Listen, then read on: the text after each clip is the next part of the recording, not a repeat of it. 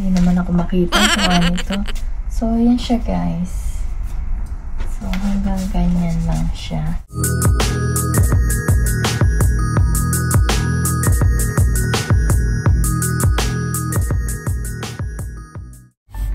Hi guys! Welcome back to my YouTube channel. It's me, Katia again. And on today's video, we're going to do another unboxing. Yan na nga guys. Another unboxing na naman kasi nag-order ng something ang lola nyo sa website ng Lacoste. Ayun, nakita ko lang na may nakasale na bag. Pero, actually, yan, in-order ko na nga siya. So, huwag na tayo magpatumpik-tumpik pa. Buksan na natin. Eh, matagal ko nang gustong mag-order nitong color na to. Color black. Kasi, this item, meron na akong red. Pero, para kasing kailangan ng black tan lolo niya. So, ayun na nga. Nag-order ako. And, dumating na siya today. And, eto na siya guys. And yan lang yung laman ng bag. So, in-order ko siya the other day. Kasi ano siya, it's actually 40% off. And so, ayun. Naisip akong orderin kasi may in-order kasi ako before na bag. Kaya lang, parang yung mga gamit ko, parang hindi na naman kasya kasi sobrang liit niya. So, kung ano ba yun, sasabihin ko sa iyo naman. Pero, let's do the unboxing of these. So, and, ito siya. Lacoste siya, guys. Ito, Lacoste siya na color black. And, tinan nyo naman. Super, super talagang nakabalot pa siya. And,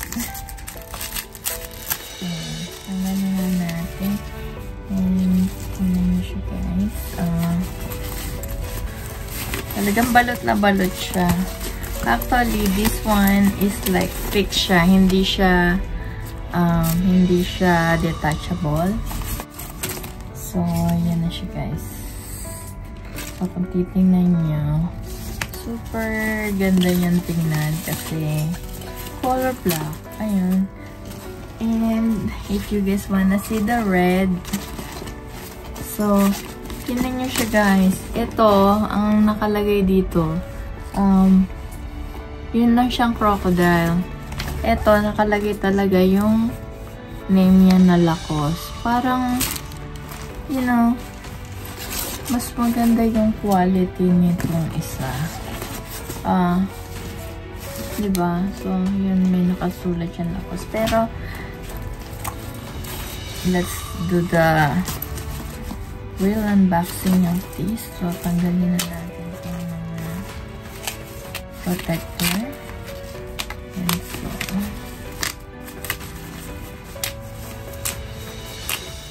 and ayun na siya. Tanggal na siya lahat. And ayun na siya. Kung gusto mo siyang pahabain, parang hanggang ganyan lang siya guys. And if you, hanggang dito lang siya. Ito.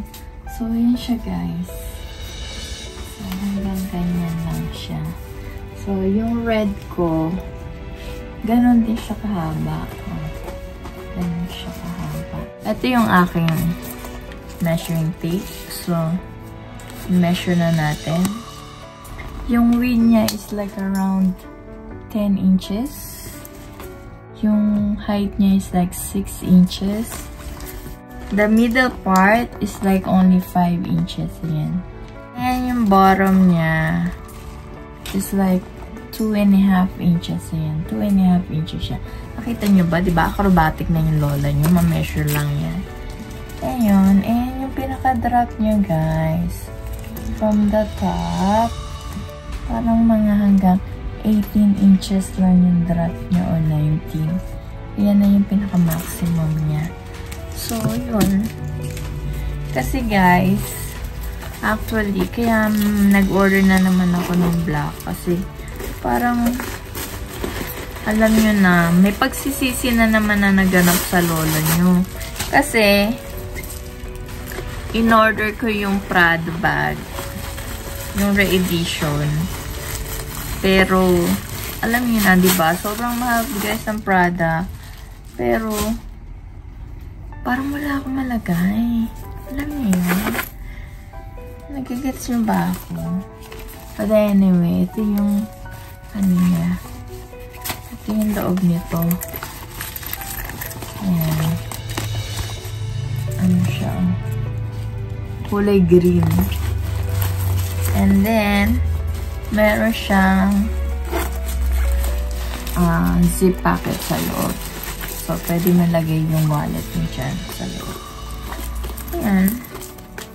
Anyway, and ayun na nga guys. Kukunin ko na yung zipper niya. Ayan siya. There's like a crocodile. Ayan. Ayan, kita nyo ba? Oh. May crocodile. Ano siya? This one is just Lacoste. Same as, pero ayan siya. Hindi naman siya super obvious na may nakalagay ng Lacoste. And then, this is the red one. Ayan. Ayan. Super nababasa niyo yung pagka-Lacoste niya. But then, actually guys, alam nyo, I bought this one at the outlet. Sa outlet ko to binili. Pero guys, tingnan nyo naman yung zipper nitong nabili ko sa outlet. So, parang super ganda niya. Super, you know, makikita mo ang bigat nyo. And then, pag binukas mo siya, may mga nakalagay siyang Lacoste na. Dito sa black. Oh. Diba? May mga nakalagay na Lacoste. And yun din, same as this one, meron din siyang zip packet. So, ayun. Pero super love ko tong red na to. Kaya lang, when I went to Universal one time or SeaWorld, I think sa SeaWorld, nadumihan siya guys. Pero, super talagang na-trash ko tong bag na to. As in, super siyang, what do you call this? Super siyang nadumihan. But then, kumuha lang ako ng baby wipes. Wipe ko siya. Pero ayan na guys, so, very minimal na lang yung mga natirang mga dumi. Ayan, tulad yan. Yung mga dumi siya dyan. Yan na lang yung mga tira. Pero before guys, sana na-videohan ko yun. Super dumi na nito na talagang gusto ko na umiyak kasi parang na-trash ko yung red bag ko. But then, ayun, luminis siya. So, yun, naging favorite ko na naman to. And syempre, pagka lang red, yung may mga red touch yung damit na suot ko. Kaya, tsaka ko palang nasusuot yung red na to. But then now, I have black. So, marami rin ako mga black na damit. So, ayun na nga guys. Kaya lang, medyo disappointed ako kasi ganyan lang siya guys. So, parang, alam niyo yun, parang, naririnig niyo ba? Parang ano lang siya. Parang dinikit na rubber, ganun. Unlike this one, dinikit nga siya, pero naman, may pagka-social naman yung pagkabuhay niya, diba? So, ayun guys, ayun yung, ano ko, ito yung comparison nitong dalawang red na to. And kung tatanong niyo naman ako, with regards to re-edition ng Prada, na super expensive, and everything, ito po yung aking re-edition na Prada, which is, tingnan nyo naman guys, yung difference niya. Super laki ng difference niya guys. Diba? Ito, kung tutuusin mo, I think this, diba, mineasure ko naman kanina. Nakita niyo yung measurement. Now, measurein natin to kung gaano to kaliit. Gaano siya kaliit. So, this like, only like 9 inches lang siya. Same height, like 6 inches. And this one is like 5.